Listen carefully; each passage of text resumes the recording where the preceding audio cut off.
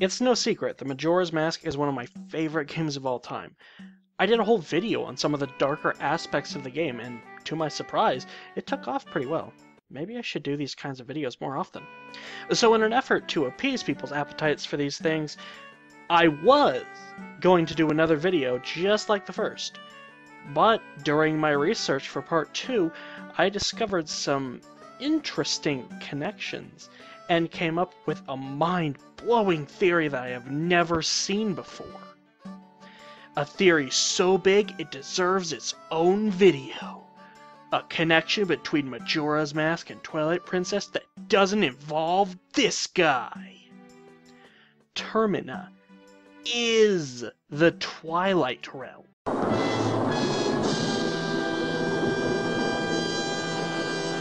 Now, I know the first thing on your mind after hearing that. Those two realms look nothing alike. And yes, you're correct there, give yourself a cookie. But I'll get to that later. For now, let's look at some lore from Twilight Princess. According to Zeldapedia, in the early history of Hyrule, a war was fought over the power located in the sacred realm, the Triforce. Among the warring factions, a tribe that excelled in dark magic arose and attempted to steal the Triforce. The three goddesses banished these people to the Twilight Realm and sealed away their dark magic. Now, what if the realm they were banished to was Termina? Sure, it's called the Twilight Realm, but remember, that's just a name. The names of locations change from time to time, so what started out as Termina could have eventually become known as the Twilight Realm. The English Majora's Mask manual calls Termina a kind of parallel world that is similar yet different from the land of Hyrule.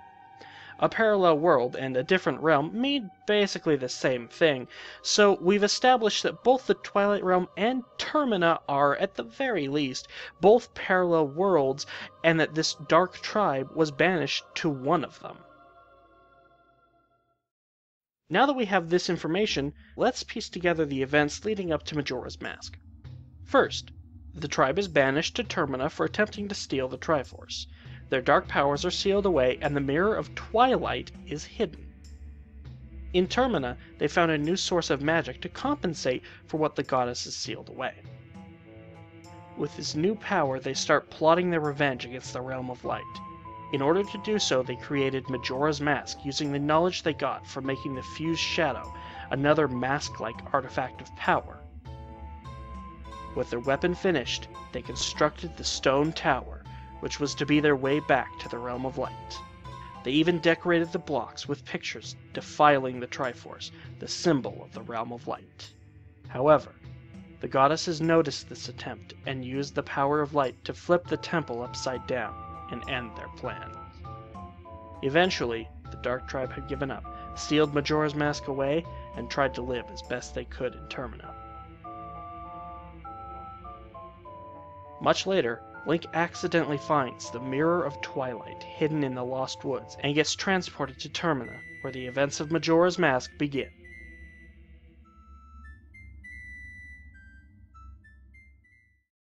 Okay, now it's time. Let's address the elephant in the room. How does this become this? The answer is this.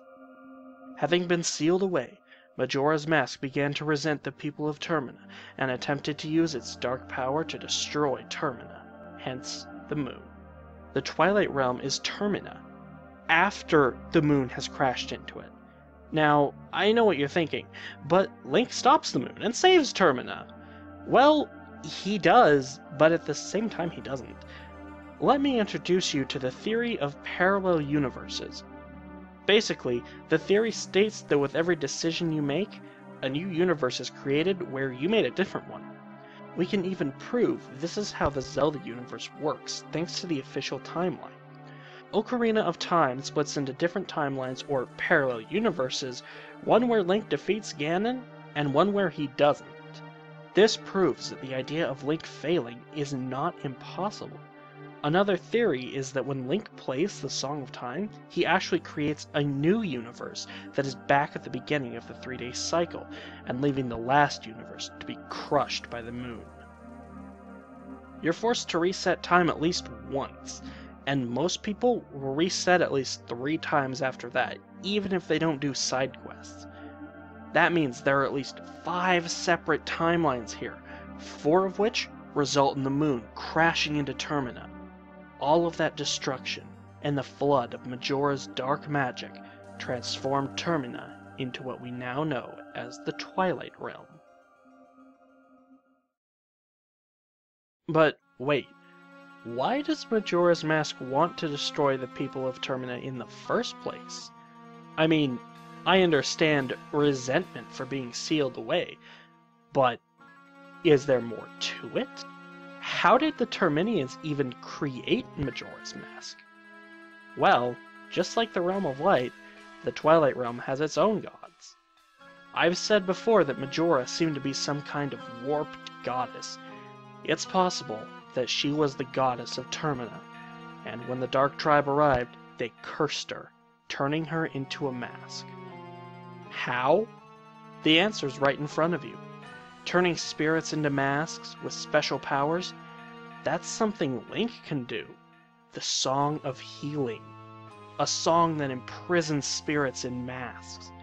Sure, Darmani and Mikau wanted you to save them, but neither of them knew you were going to turn them into a mask, and even if they did, nobody ever said their spirits could be freed from the mask. Could that be it? The reason Majora's Mask wants to destroy the Terminians and even itself. Maybe destroying the mask is the only way to be freed from it. Maybe by stopping the moon and sealing more spirits into masks, you're the true villain of Majora's Mask. Hey, thanks for watching my video. Remember that everything I talked about here is just a theory.